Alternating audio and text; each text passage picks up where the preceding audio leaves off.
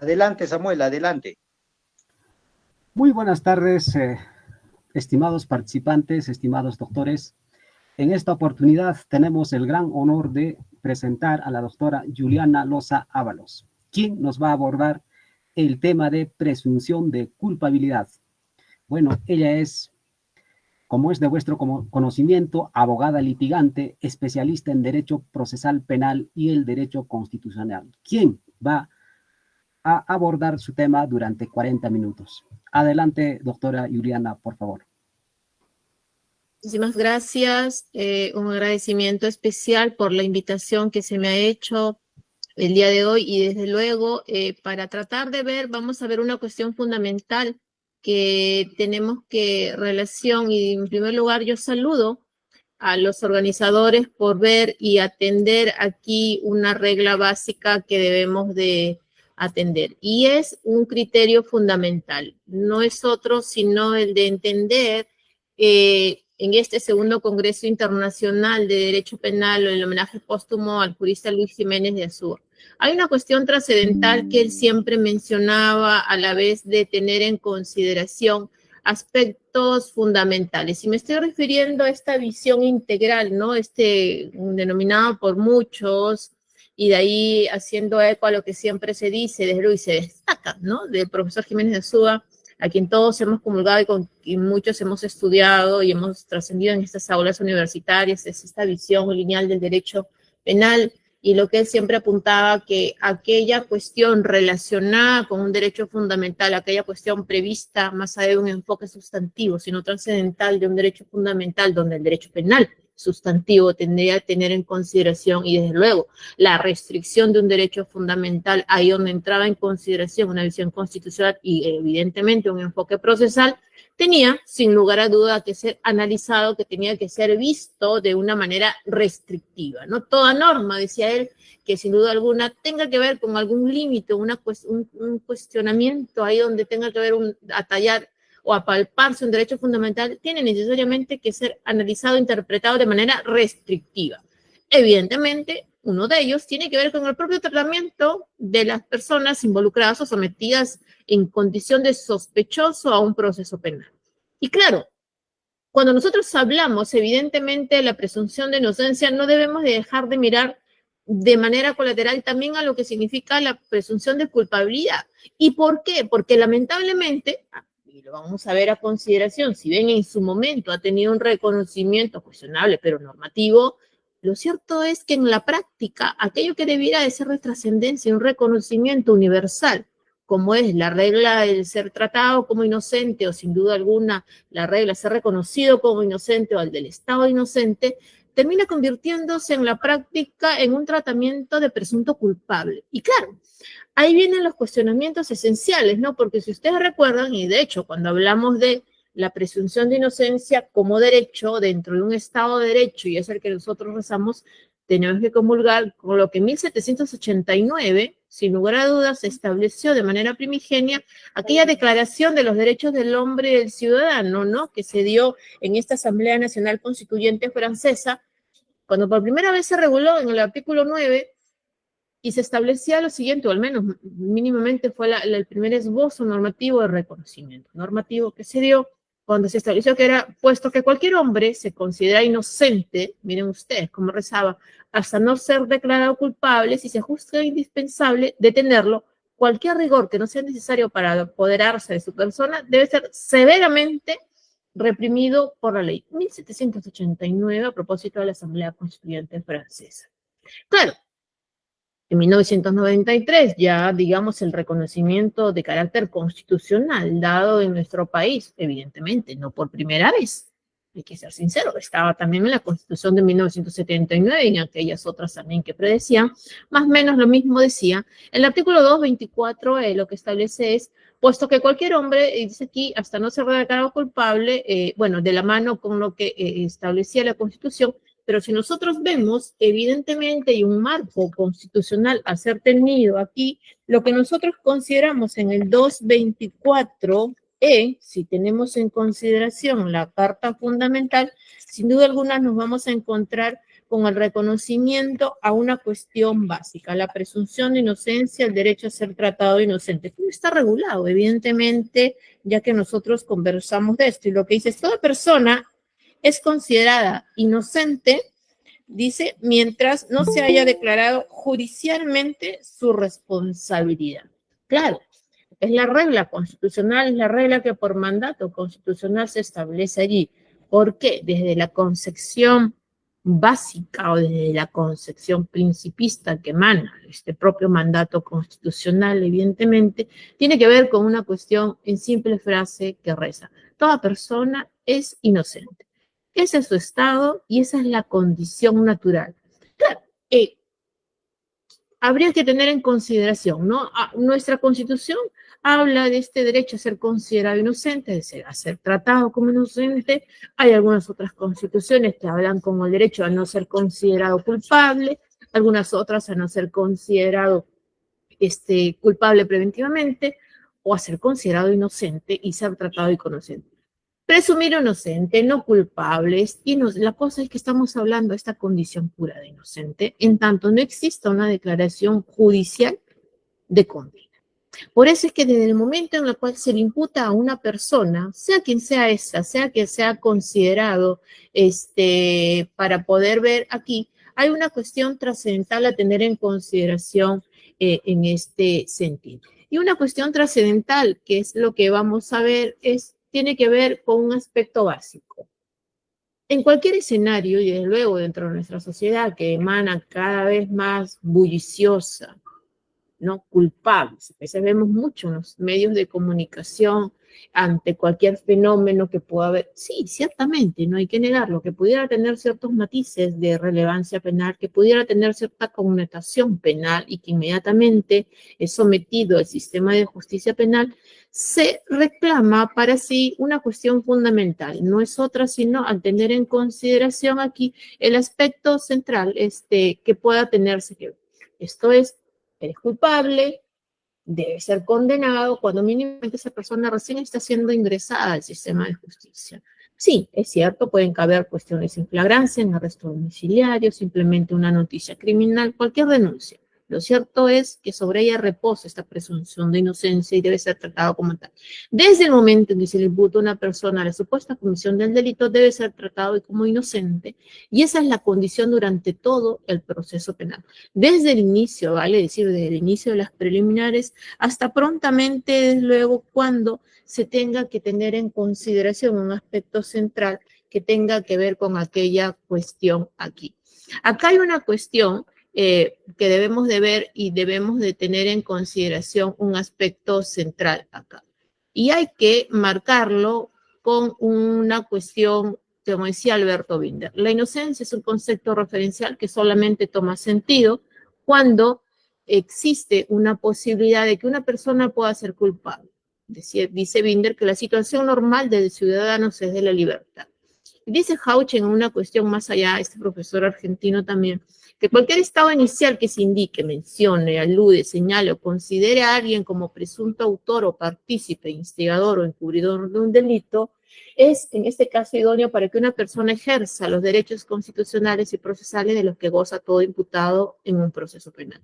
Julio Mayer no va menos ahí, y desde luego el profesor Mayer lo que dice que ese principio no informa que el imputado sea en verdad inocente, sino antes bien que no puede ser tratado como inculpable hasta la decisión que pone fin al procedimiento condenando. Hay una cuestión acá, desde luego, y tiene que ver con lo que propiamente el artículo 2 del título preliminar del Código Procesal Penal, en el artículo 1, inciso 1 y 2, establece que toda persona imputada de la comisión de un hecho punible es considerada inocente y debe ser tratada como tal mientras no se demuestre lo contrario y se hubiera declarado su responsabilidad mediante sentencia debidamente motivada.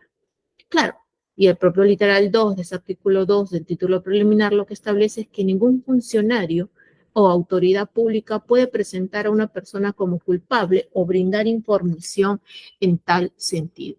Hay una cuestión aquí que evidentemente debemos de tener en consideración y debemos de ver. Aquí hay un aspecto central que sin duda alguna en las distintas manifestaciones que ya pudiéramos tener hay que ver. por ejemplo, una de las primeras vertientes que tenemos en consideración cuando hablamos de la presunción de inocencia, o al contrario, de este derecho a que no se me reclame como culpable, como este mandato que por lo general, como hablamos, tiene que ver, y es que la cuestión innata, lo dice el artículo 224, es que el estado de una persona o del imputado es del inocente hasta que no se le considere judicialmente culpable. Desde luego, este parece ser uno de los derechos que muchas veces declarativamente puede sonar muy armónico, pero que en la práctica es muy difícil de consecución. Hay que partir por ese razonamiento. Sin duda alguna es una cuestión que no está muy lejana del pensar de muchos, ¿no?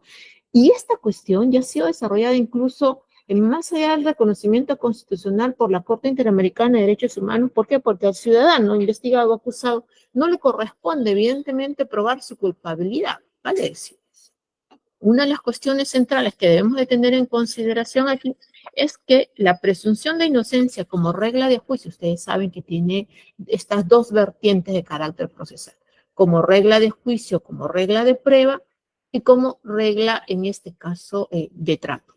Como regla de juicio, como regla de prueba, evidentemente una primera cuestión es que toda persona es considerada inocente hasta que no haya una sentencia condenatoria. Sentencia condenatoria que demanda los siguientes componentes. Demanda, evidentemente, luego de haberse estado dentro de un proceso debido. En segundo lugar, que tenga que ver con una carga probatoria, suficiente carga probatoria que haga ver, digamos, esta persona que inicialmente era considerada sospechosa, termina siendo mínimamente dentro de ese aspecto. Obvio, es muy difícil hablar de una certeza, no caigamos en esta cuestión, pero mínimamente hay un bagaje, hay una suficiencia probatoria que hace ver que es lo más probable o lo más posible es que hubiera sido responsable del hecho que se le está imputando. Pero una cuestión no menor y derivada de este tema de la regla de juicio, regla de prueba, tiene que ver con que la carga de la prueba, sin duda alguna, le es atribuible al órgano requiriente, denominado también órgano persecutor. En nuestra esfera, sin duda alguna, el Ministerio Público. Claro, porque ustedes se imaginan, por más esfuerzo que pudiera hacer en este caso, más allá de los reconocimientos constitucionales y demás de la condición de inocente, lo cierto es que le corresponde, en este caso al Ministerio Público, quien tiene la pretensión acusatoria, quien tiene la pretensión de sanción, evidentemente probar esta tesis. Por eso decimos muchas veces, ¿no?, que las defensas pudieran tener dos posibilidades dentro de un proceso. Una primera, evidentemente, puede tener una cuestión plenamente principista y decir, bueno, a mí no me corresponde la carga de la prueba, entonces será la fiscalía la que pruebe y yo, simplemente en tanto no pudiera probarse una cuestión, sigo siendo inocente. La otra cuestión es, evidentemente, poder tener esta consideración y poder decir, dentro de esta posibilidad también, mi derecho a presentar medios de prueba que pudieran sustentar mi tesis. Lo cierto es que en tanto la inocencia no se prueba, le corresponde, obviamente, el onus probandi, le corresponde a quién, a la parte acusadora, al Ministerio Público. Por eso es que ya en el caso Canese versus Paraguay, la Corte Interamericana de Derechos Humanos lo que ha establecido es que el derecho a la presunción de inocencia es un derecho esencial para la realización efectiva del derecho a la defensa y acompaña al acusado durante toda la tramitación del proceso. Ahí entra como segunda consideración procesal, la segunda manifestación procesal, la regla de trato. Es decir, el derecho a ser tratado como inocente en tanto dure todavía el proceso. Pero dice, este derecho, dice la Corte, en el caso Ricardo Canese versus Paraguay, lo que dice, este derecho de inocencia implica que el acusado no debe demostrar que no ha cometido el delito que se le atribuye, ya que el onus probandi le corresponde a quien acusa. Similar criterio, evidentemente, establecido en el caso Cabrera Montiel y Flores versus México, en la cual se estableció que la presunción de inocencia se vulnera si es antes de que el acusado sea encontrado culpable, una decisión judicial relacionada con él refleja la opinión de que es culpable. Este segundo pronunciamiento evidentemente va más de la mano con una cuestión de regla de trato, pero que sin duda alguna va imbrincada con la regla en este caso, la presunción de inocencia como regla de juicio, regla de prueba. En el caso Benavides versus Perú, lo que la Corte Interamericana estableció es que el principio de presunción de inocencia, tal y como se desprende del artículo 8, inciso 2 de la Convención Americana de Derechos Humanos, exige que una persona no pueda ser considerada o no pueda ser condenada mientras no exista una prueba plena de su responsabilidad penal. Le corresponde evidentemente al órgano requiriente. Dice, si obra contra ella prueba incompleta e insuficiente, no es procedente a condenarla, sino evidentemente a absolver. Es más allá de toda duda razonable, ¿no? Recuerden ustedes esta base. En otro de los pronunciamientos, lo que ha dicho la Corte Interamericana, por ejemplo, en el caso Segarra Marín versus Perú, es que este principio de presunción de inocencia es un eje rector en el juicio y un estándar, dice, fundamental en la apreciación probatoria que establece límites a la subjetividad y discrecionalidad de la actividad judicial, ¿no? En este sistema democrático, dice, la apreciación de la prueba debe ser. Miren ustedes lo importante de este razonamiento, lo que dice la Corte Interamericana en el caso Segarra versus Perú. En un sistema democrático, la apreciación de la prueba debe ser racional, objetiva e imparcial. ¿Para qué? Para desvirtuar la presunción de inocencia y generar certeza de la responsabilidad penal. La cuestión entonces, como regla de juicio o como regla de prueba, la presunción de inocencia, entonces, ¿qué dijimos? Exige que toda persona es considerada inocente en tanto esa condena en su contra. En segundo lugar, una condena construida con suficiente bagaje probatorio en su contra. Tercero, que la carga de la prueba le corresponde al órgano recurriente persecutor. Y como regla de trato, a ser tratado, como su nombre lo demanda, como inocente durante todo el proceso. Y entonces, como regla de trato, ya van empezando los cuestionamientos. Digan, ¿a qué cuestionamientos? A ser sincera, las críticas, ¿no? Porque claro, como regla de trato no es otra cosa que tienes derecho a ser considerado, a ser tratado como inocente mientras dure todo el proceso hasta que tengas una sentencia condenatoria en tu contra. Y claro, hay determinadas instituciones procesales que nos ponen entre la espada y la pared, entre cuestión de decidir, es cierto. Pudiera yo estar quebrando esta regla de trato a la presunción de inocencia. Hay ciertas instituciones donde más allá de, digamos, el reconocimiento normativo, es la cuestión puesta en práctica, la que sin duda alguna nos golpea y nos dice, sí, quizás son las prácticas, ¿no? Yo siempre digo, no tenemos una norma perfecta, es cierto, tenemos hoy día un código estructurado, ya no tenemos un código diseminado entre ordenamientos normativos distintos, cada cual contradictorio entre sí, tenemos un código, en este caso, que tenga que ver con un aspecto que tendría que centrarse en una cuestión no menor, como es el tema de la presunción, la prisión preventiva, por ejemplo, es otra de las instituciones en las cuales primeramente nos ponen esta cuestión, ¿no? Sabemos, y eso ya lo ha dicho el Tribunal Constitucional, es una cuestión per se, no es inconstitucional. De hecho, es una medida que no comporta, si bien una cuestión punitiva, tiene un carácter cautelar, muchas veces criticado, y hoy en día, sin duda alguna, que nos llama cada vez más a la reflexión, ¿no? Siempre hay, cada vez que un tanto hay un pronunciamiento, vemos, no, prisión preventiva, todos prisión preventiva por algo, prisión preventiva por algo. Yo siempre digo, ¿por qué siempre tenemos que estar hablando de la prisión preventiva como la medida idónea a poner el reparo entre todos, ¿no? Muchas veces se cree, y eso caemos mucho, digo caemos porque somos parte de todo el sistema, en ese tema del populismo penal, ¿no? En querer ver que el derecho penal es la solución perfecta para cualquier problema social, ¿no? Es cierto, es uno de los mecanismos, ¿no? Hay distintos mecanismos de control formal, informal, que pudieran servir incluso previamente a eso. Por eso ya estamos en el tema de la prisión preventiva. Es una medida cautelar, no es punitiva, pero que tiene que echarse de la mano ahí como última ratio, es decir, no funciona o no son suficientes para garantizar el normal desarrollo del proceso las otras medidas, entonces recién voy a ingresar a ver si es que de acuerdo al caso en concreto, voy a tener que recurrir necesariamente, porque no hay otra opción, a la medida de prisión preventiva. No es a la inversa. Es decir, no es que las otras medidas sean alternativas a la prisión preventiva. La prisión preventiva es la última de las alternativas a las que se tiene que recurrir cuando no funcionan las otras medidas. El problema está cuando echamos una mirada inversa. Más allá de la discusión de los presupuestos normativos, donde tenemos muchísimo que hablar, sin duda alguna, lo cierto es que la presunción de inocencia aquí no prohíbe a que el imputado sea sometido a una medida cautelar. Es cierto, hay que tener en cuenta la sujeción a determinados criterios aquí para no caer en esta cuestión que puede ser muchas veces criticable a este tema de razonabilidad y proporcionalidad, pero que sea establecida por un plazo razonable. De hecho, ya la Corte Suprema Nacional en la casación 626, en el acuerdo plenario 1/2019 y repetido en varias casaciones a posterior, ya lo que ha establecido un tanto es cierto. El artículo 268 del Código Procesal Penal, cuando dispone los presupuestos materiales de la prisión preventiva, va a saber suficientes elementos de convicción que vinculen al imputado con el hecho en materia de imputación, pena probable mayor a 5 años, recuerden, está modificado a fines del año pasado, y el peligrosismo procesal en cualquiera de sus dos vertientes, el peligro de fuga o el peligro de obstrucción.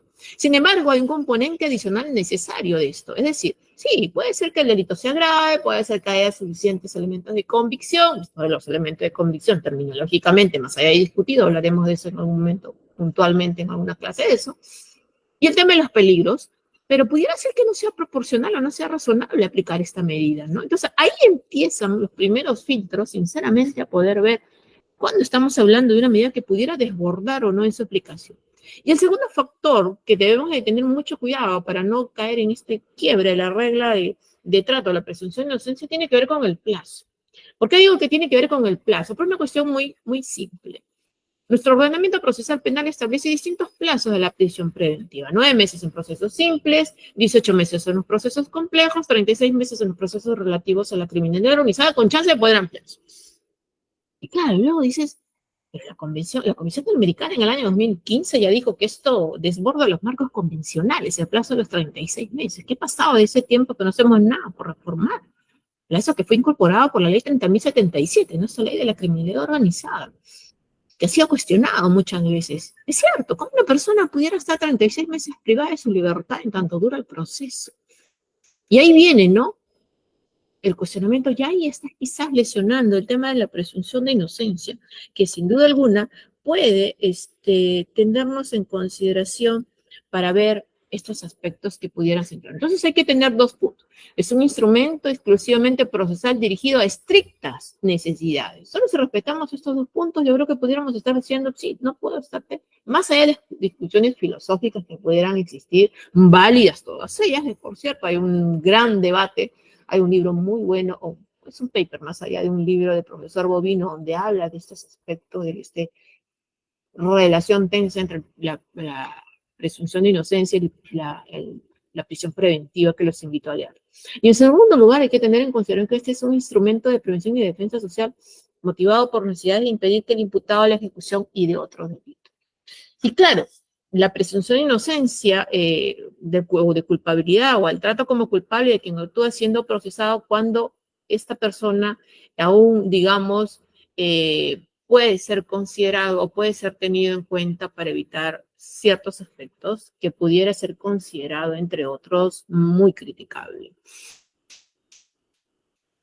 Cuando hablamos de presunción de culpabilidad y ciertamente la evolución normativa, y aquí quiero reparar algo de manera muy puntual, de la evolución normativa de la presunción de la prisión preventiva, es cierto que sí hemos tenido normativamente o legislativamente, si quieren utilizar ese término, este llamado a la presunción de culpabilidad, ¿no? Si ustedes revisan, por ejemplo, el artículo 92 del Código de Procedimientos en Materia Criminal de 1920, decía: si evacúa la instructiva o en su caso las primeras diligencias pedidas por el Ministerio Fiscal, el juez presume la culpabilidad del acusado, dictará orden de detención definitiva que durará toda la instrucción, hoy en día toda la investigación, salvo el caso de la libertad provisional o ejecución o bajo fianza. Es bastante cuestionable, ¿no? Es decir, dejaba más allá de que no había un requerimiento previo del Ministerio Público, en ese momento también, digamos, como que no estaba institucionalmente regulado como tal. Lo cierto es que hablábamos, había una invocación, está la presunción de culpabilidad, te presumo culpable, entonces te detengo, y te detengo dure toda la instrucción, ¿vale? Es decir, todo lo que hoy en día es una investigación.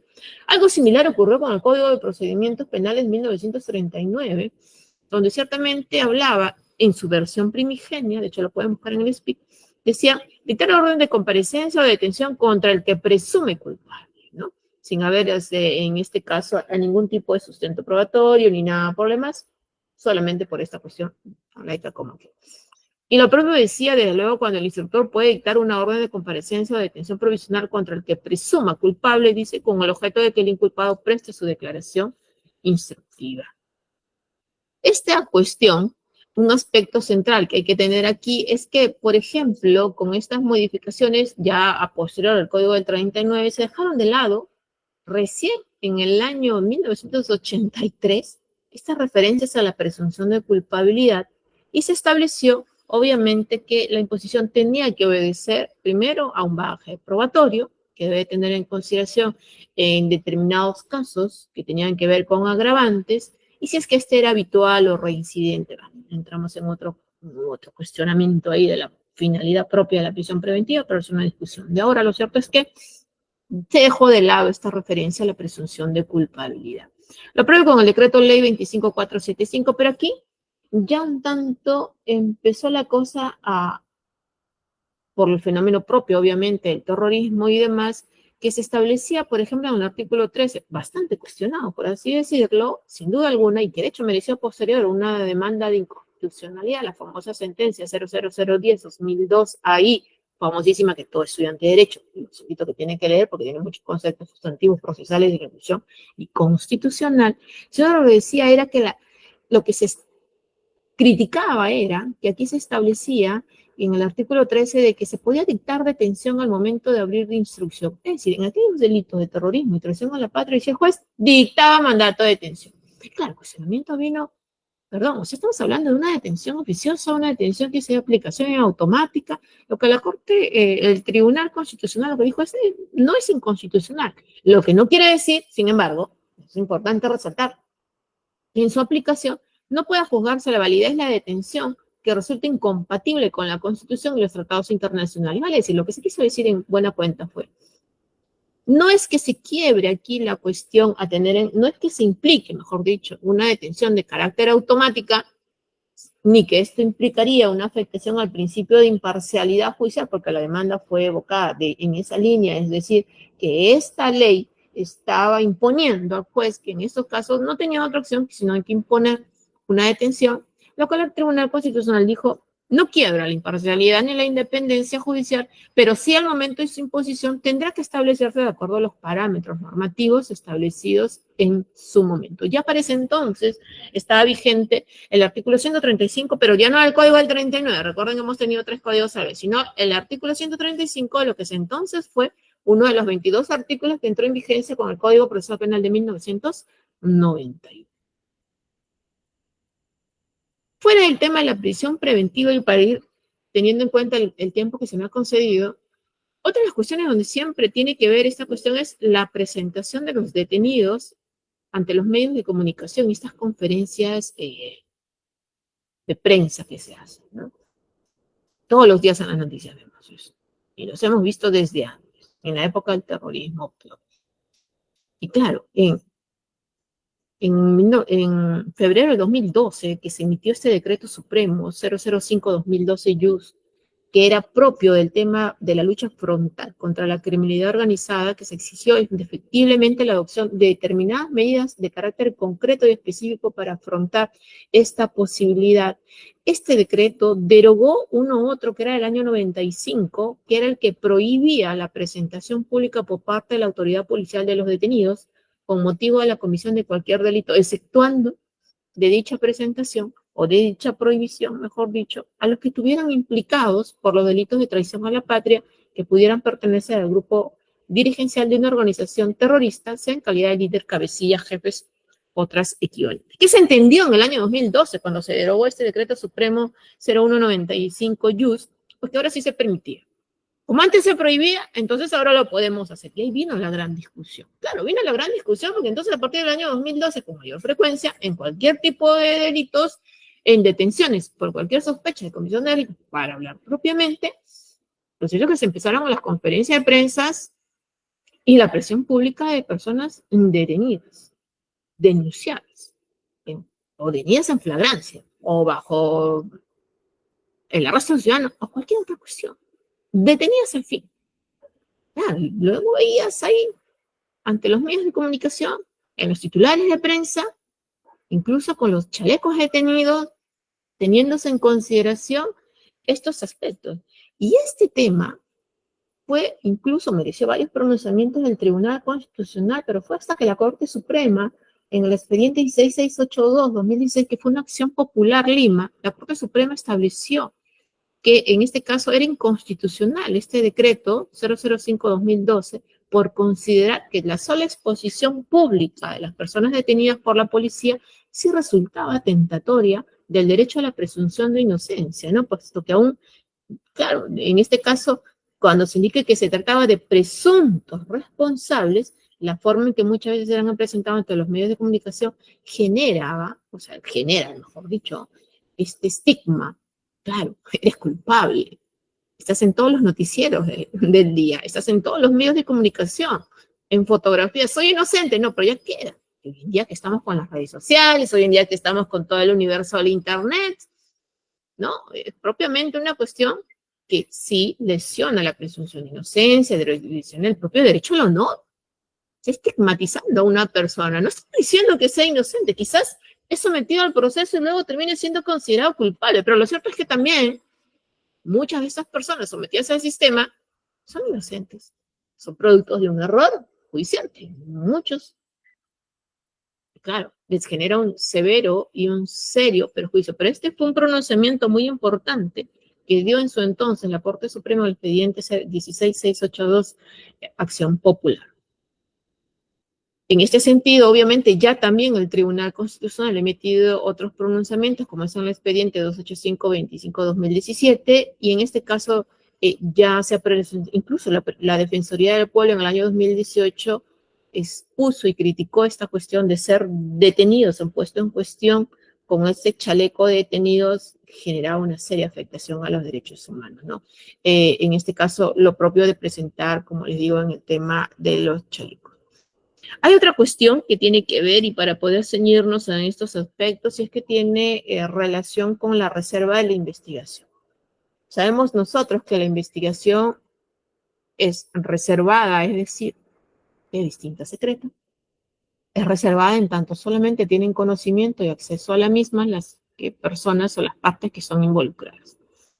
Y de luego, el secretismo viene de la mano porque hay un plazo incluso donde las propias partes, que es no mayor de 20 días, prorrogable judicialmente por 20 días, tampoco tienen acceso. Lo cierto es que es secreto, es decir, solamente la conoce el fiscal que está dirigiendo la investigación por mandato constitucional, el imputado y su defensa, que son los que están participando en la propia investigación, el agraviado, el que se considere representado por su abogado, en este caso el procurador, si estamos hablando del Estado, son los únicos que tienen el acceso a la carpeta. Pero ¿qué es lo que sucede? Lo que sucede y vemos muchas veces, sin duda alguna, es que encontramos en los medios de comunicación declaraciones filtradas, actuaciones judiciales, actuaciones fiscales que son publicitadas, y lo más grave, ¿no? Que estamos asistiendo a una novela judicial propia del sistema judicial, no porque esté el Poder Judicial inmiscuido propiamente esto, sino donde vemos a diario que la narrativa y la noticia, o la noticia propiamente, se forma en base a no otra cosa que declaraciones de testigos protegidos, de colaboradores eficaces, aspirantes a colaboradores eficaces, si quieren entrar en esta discusión terminológica, para mí son colaboradores eficaces, más allá de que haya o no haya una sentencia, porque están brindando información, o de testigos o de imputados o coimputados o agraviados. Hay un desfile y una rama de estas declaraciones y todo el día incluso, sí, no estamos discutiendo la labor de la prensa, eso no entra en cuestión aquí. Lo que entra en cuestión aquí es el cumplimiento de la norma 324. Las partes involucradas del Código Procesal Penal solamente pueden enterarse de los avances de la investigación de manera directa o por sus abogados. ¿Qué genera esto? Los denominados juicios paralelos, sin duda alguna. Más allá de la filtración de la información de carácter reservado, más allá del quiebre del ordenamiento procesal penal, lo cierto es, y prontamente aquí, es que se estigmatiza con esto también a muchas personas, se involucra a muchas personas que, insisto, por más que estén sometidas a una investigación, un proceso, tienen el derecho a ser tratados como inocentes. Y se tendrá que corroborar, se tendrá que iniciar las investigaciones correspondientes, se tendrán que desarrollar todas ellas, una serie de actos de investigación propios de esto o derivados de esto. Pero ciertamente no hay que olvidar la raíz de todo. La raíz de todo es que se está quebrando la reserva de la investigación. ¿Qué nos genera los denominados juicios paralelos? Más allá de las publicaciones que pudieron merecer en los medios de comunicación, lo cierto es que esta intención, que quiebra además digamos, la actuación conforme al criterio de objetividad que debe emanar del propio ente del Ministerio Público, ojo con esto, no estoy diciendo que solamente los fiscales sean los que filtran, ya que son las partes involucradas tienen a eso, son varios, pero la de colaboración eficaz, mínimamente, obvio, porque son los únicos que participan, hay la sospecha de que pudieran ser ellos, no estoy diciendo que lo sean directamente. Pero ya está quebrando esta garantía y está llevando a estas personas, más allá de los propios intereses que puedan tener quien filtra o no filtra, está quebrando esta posibilidad de que se respete la regla de trato de la presunción de inocencia de una persona. Y eso no es correcto, eso no es debido, eso no es constitucional. Se generan los juicios paralelos y entonces se genera toda esta ola de persecución, toda esta estigmatización de ver como culpable, reprochable, e insisto, hoy en día tenemos incluso las redes sociales. Otra cuestión que tiene que ver con el tema de la reserva es el tema de las diligencias, ¿no? Yo siempre he sido muy crítica y me mantengo en esto, que sin duda alguna aquí estamos asistiendo a, ya no hablo de la presentación de detenidos con los chalecos en conferencia de prensa, más allá de la propia sentencia de la Corte Suprema en esta acción popular, sino que a aquellas diligencias que son incluso transmitidas en vivo, siendo reservadas. Me refiero a los allanamientos, a las incautaciones, a las exhibiciones o las propias detenciones que se dan producto de esto. Es cierto, el Ministerio Público dirá, bueno, pero tengo que evidenciar y transparentar la labor que hay. Esto es correcto, pero ¿hay necesidad de mostrar fotografías de las personas directamente involucradas en esto? ¿Hay necesidad, por ejemplo, de estar mencionando con nombre, apellido y direcciones todo esto? Insisto, no es que seamos o que demandemos una cuestión muy formalista. Lo que estamos demandando es el respeto en atención a que, como decía Jiménez de Azúa, que estamos hablando del Congreso a propósito en homenaje a él, esta restricción a los derechos fundamentales tenga que ser interpretada de manera restrictiva, en cumplimiento de los parámetros del criterio de objetividad en la dirección de la investigación, en cumplimiento de la garantía del respeto de los derechos fundamentales y el debido proceso de la regla de trato, la presunción de inocencia y de todo lo demás, más allá de la reserva y las cuestiones de carácter normativo legislativo. Otro tema que tiene que ver también con, y propio derivado del tema del estigma, de cómo a veces sí se daña a raíz de las prácticas, es la denominada, en este caso, las denominaciones o los rótulos que se le dan a los denominados casos, ¿no? Los corruptos de no sé qué, los intocables de no sé qué, el clan de tal, el tal de tal, perdón. Pues estás consignando aquí de esta manera en estos aspectos fundamentales y básicos, recién están empezando estos procesos que ciertamente pueden dañar y lesionar gravemente los derechos fundamentales de las personas que están involucradas en estos aspectos, ¿no? Yo diría que cada vez más las investigaciones aquí suelen acoger este tipo de denominaciones de rótulos, diría yo, de etiquetamiento. Y se hace mal por una simple razón, en una medida muy concreta. Porque más allá del estigma, evidentemente, de esta exposición en las ruedas de prensa, pese a que no cabe ninguna sentencia, ya están dándole esta exposición, este trato inhumano que se pueda considerar incluso degradante, presentar ante los medios de comunicación. Pero más allá de todo, en el caso de estos rótulos, se está estigmatizando a un ciudadano que es considerado, que debiera de ser considerado desde un inicio prontamente como inocente en todos los sentidos. ¿Qué vemos de todo esto que les estoy comentando? Que más allá del reconocimiento constitucional, está el artículo 224 de la Constitución, el derecho de todo ciudadano a ser considerado inocente mientras no exista sentencia condenatoria en su contra, muchas veces en las cuestiones prácticas termina siendo lesionado, termina siendo restrictivo, termina siendo vulnerable. Con la prisión preventiva, los ejemplos que hemos mencionado, con los cuales este plazo excesivo de 36 meses pudiera demandarle ya un quiebre a este trato. En el caso de las presentaciones con los grilletes o con las condiciones de estos chalecos, en las exposiciones mediáticas, en los medios de comunicación, en las conferencias de prensa que se hacen estas personas. ¿Qué pasa si muchas de estas luego son declaradas inocentes? ¿Cómo logra reparar su imagen? ¿Cómo logra reparar su honor? Y he visto muchos casos de esto. no solamente por errores de homonimia, errores judiciales, indicaciones indebidas, indicaciones que han dado personas por revanchismo, por lo que sea, por cualquier factor.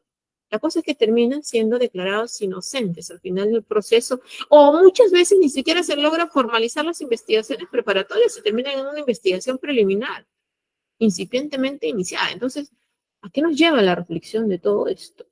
Hacer que aquel derecho tan importante y tan trascendente como es el derecho a ser considerado inocente resulte en la práctica una cuestión no difícil de entender, o mejor dicho, una cuestión no difícil de respetar y de garantizar.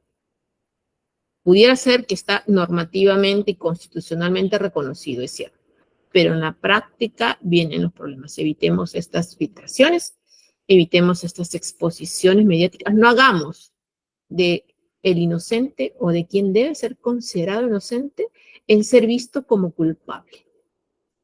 Ese es el gran problema, ¿no? Cuando entramos en esta consideración, en este aspecto, sin duda alguna, que pudiera lesionar allí un derecho fundamental cuando no debiera de ser. Así que yo espero haber dado algunos aspectos básicos, en verdad, cuando hablamos de este tema de la presunción de inocencia.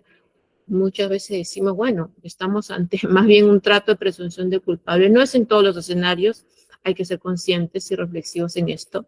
La solución viene de la mano de cada uno de nosotros, por tanto, a veces no es un problema reciente, insisto, viene desde hace mucho tiempo.